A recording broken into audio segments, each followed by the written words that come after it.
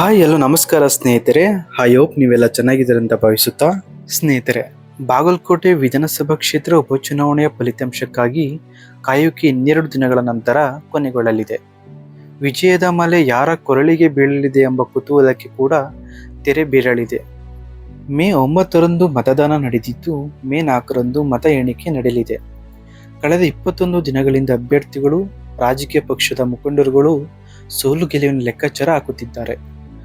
4 ಜನ ಸೇರಿದರೆ ಸಾಕು, ಚುನಾವಣೆಯ ಫಲಿತಾಂಶದ ಕುರಿತು ಒಂದು ಸುತ್ತಿನ ಚರ್ಚೆ ಇದ್ದೇ ಇರುತ್ತದೆ. ಕಾಂಗ್ರೆಸ್ ಪ್ರತಿನಿಧಿಸುತ್ತಿದ್ದ ಈ ಕ್ಷೇತ್ರದಲ್ಲಿ ಗೆಲುವು ಸಾಧಿಸುವುದನ್ನು ರಾಜ್ಯ ಸರ್ಕಾರ ಪ್ರತಿಷ್ಠೆಯ ಪ್ರಶ್ನೆಯಾಗಿ ತೆಗೆದುಕೊಂಡಿತ್ತು. ಅದರಲ್ಲೂ ತಮ್ಮ ಆತ್ಮೀಯರಾದ HY ಮೇಟಿ ಅವರ ಪ್ರತಿನಿಧಿಸುತ್ತಿದ್ದ ಕ್ಷೇತ್ರ ಉಳಿಸಿಕೊಳ್ಳುವುದನ್ನು ಮುಖ್ಯಮಂತ್ರಿ ಸಿದ್ದರಾಮಯ್ಯ ಪ್ರತಿಷ್ಠೆಯಾಗಿ ತೆಗೆದುಕೊಂಡಿದ್ದರು. ಪರಿಣಾಮ ವಾರ ಕಾಲ ಬಾಗಲಕೋಟೆ ಕ್ಷೇತ್ರದಲ್ಲಿ ಪ್ರಚಾರ ನಡೆಸಿದರು. ಕಳೆದ 4 ಚುನಾವಣೆಯಲ್ಲಿ 2 ಚುನಾವಣೆಯಲ್ಲಿ ಗೆಲುವು ಸಾಧಿಸಿದ್ದ ಬಿಜೆಪಿಗೆ ಬಾಗಲಕೋಟೆ ಕ್ಷೇತ್ರ ಮತ್ತೆ ಗೆಲುವು ಸಾಧಿಸುವ ನಿರೀಕ್ಷೆ ಇಟ್ಟುಕೊಂಡು ಈ ಕ್ಷೇತ್ರಕ್ಕೆ ಹೆಚ್ಚು ಒತ್ತು ನೀಡಿತ್ತು. ರಾಜ್ಯ ನಾಯಕರು ಈ ಕ್ಷೇತ್ರದಲ್ಲಿ ಹೆಚ್ಚು ಪ್ರಮಾಣದಲ್ಲಿ ಪ್ರಚಾರ ನಡೆಸಿದರು. ಗೆದ್ದೇ ಗೆಲ್ಲಬೇಕು ಎಂಬ ಛಲದಿಂದ ಪಕ್ಷದಿಂದ ಉಚ್ಚಾಟನೆಗೊಂಡ ಶಾಸಕ ಬಸನಗೌಡ ಪಾಟೀಲ್ ಯತ್ನಾಳ್ ಕರೆಸಿಕೊಂಡು ಒಂದು ಪ್ರಚಾರ ಮಾಡಲಾಗಿತ್ತು. ಇಂದಿನ 4 ಚುನಾವಣೆಗಳಲ್ಲಿ ನಗರ ಪ್ರದೇಶಗಳಲ್ಲಿ ಹೆಚ್ಚಿನ ಲೀಡ್ ಗಳಿಸಿದಾಗೆಲ್ಲ ಬಿಜೆಪಿ ಗೆದ್ದಿದೆ. ಗ್ರಾಮೀಣ ಪ್ರದೇಶಗಳಲ್ಲಿ ಹೆಚ್ಚಿನ ಲೀಡ್ ಗಳಿಸಿದಾಗ ಕಾಂಗ್ರೆಸ್ ಗೆಲುವು ಸಾಧಿಸಿದೆ. ಈ ಬಾರಿ 2 ಪಕ್ಷಗಳು ನಗರ ಗ್ರಾಮೀಣ ಪ್ರದೇಶಗಳ ಮತಗಳನ್ನು ಸೆಳೆಯಲು ನಿಲ್ಲದ ಪ್ರಯತ್ನವನ್ನು ಮಾಡಿದವು. ಮುಸ್ಲಿಂ ಹಾಗೂ ಕುರುಬ ಸಮುದಾಯವನ್ನು ಹೆಚ್ಚಿನ ಪ್ರಮಾಣದಲ್ಲಿ ನಂಬಿಕೊಂಡಿದ್ದ ಕಾಂಗ್ರೆಸ್ ಮುಖಂಡರು, ಅವರು ನಮ್ಮ ನಿರೀಕ್ಷೆಯಷ್ಟೇ ಮತದಾನ ಮಾಡಿದ್ದಾರೆ, ಪರಿಶಿಷ್ಟ ಜಾತಿ ಪರಿಶಿಷ್ಟ ಪಂಗಡದ ಮತಗಳು ಗಣನೀಯ ಪ್ರಮಾಣದಲ್ಲಿ ಪಕ್ಷಕ್ಕೆ ಬಂದಿವೆ, ಜೊತೆಗೆ ಹಲವಾರು ಸಣ್ಣ ಸಮುದಾಯಗಳು ಕೂಡ ಕೈ ಹಿಡಿದಿದ್ದಾವೆ ಎಂದು ಕಾಂಗ್ರೆಸ್ ಅಂದುಕೊಂಡಿದೆ. ಇನ್ನೊಂದೆಡೆ ಲಿಂಗಾಯತ ಸಮುದಾಯಗಳ ನೆಚ್ಚಿಕೊಂಡಿರುವ ಬಿಜೆಪಿಯು ಈ ಬಾರಿ ಎಲ್ಲ ಪಂಗಡಗಳು ಒಂದೇ ನಿರ್ಧಾರ ತೆಗೆದುಕೊಂಡು ಮತ ಹಾಕಿದ್ದಾರೆ.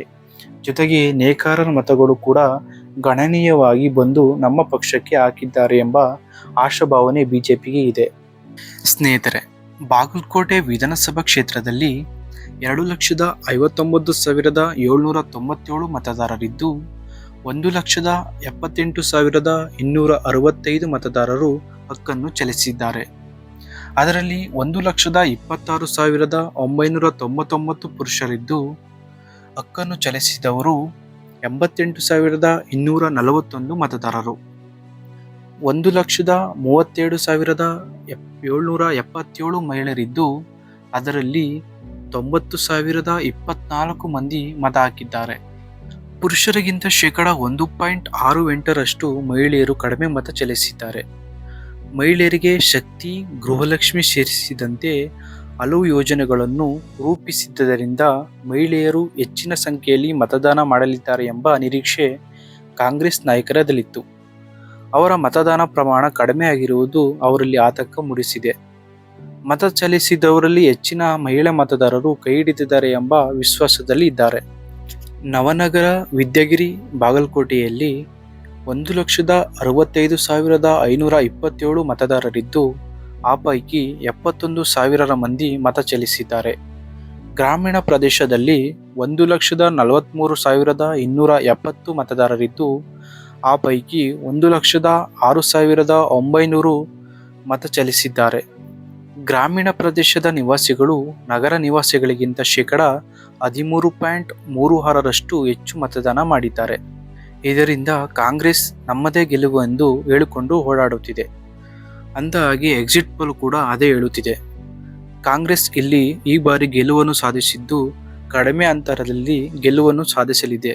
ಅನುಕಂಪದ ಎಲೆ ಜೋರಾಗಿದೆ ಎಂದು ಎಕ್ಸಿಟ್ ಪೋಲ್ ಹೇಳಿದ್ದು, ಈ ಬಾರಿ ಇಲ್ಲಿ ಕಾಂಗ್ರೆಸ್ ಗೆದ್ದೇ ಗೆಲ್ಲುತ್ತದೆ ಎಂದು ಎಕ್ಸಿಟ್ ಪೋಲ್ ಹೇಳುತ್ತಿರುವುದು. ಸ್ನೇಹಿತರೆ, ನಿಮಗೇನು ಅನಿಸುತ್ತದೆ? ಕಾಂಗ್ರೆಸ್ ಇಲ್ಲಿ ಕಮಲ್ ಮಾಡುತ್ತದೋ ಅಥವಾ ಬಿಜೆಪಿ ಜಯಗಳಿಸುತ್ತದೋ? ಈ ಬಗ್ಗೆ ನಿಮ್ಮ ಅನಿಸಿಕೆ ತಿಳಿಸಿ, ಕಮೆಂಟ್ ಬಾಕ್ಸಲ್ಲಿ ಕಮೆಂಟ್ ಮಾಡಿ. ಇದಾಗಿತ್ತು ಸ್ನೇಹಿತರೆ ನಿಮಗೆ ತಿಳಿಸಿಕೊಡುವ ಮಾಹಿತಿ. ಈ ಸುದ್ದಿ ನಿಮಗೆ ಇಷ್ಟವಾದಲ್ಲಿ ನಮ್ಮ ಚಾನಲನ್ನು ಸಬ್ಸ್ಕ್ರೈಬ್ ಮಾಡಿಕೊಳ್ಳಿ, ಹಾಗೆ ಸಪೋರ್ಟ್ ಮಾಡ್ತಾ ಇರಿ.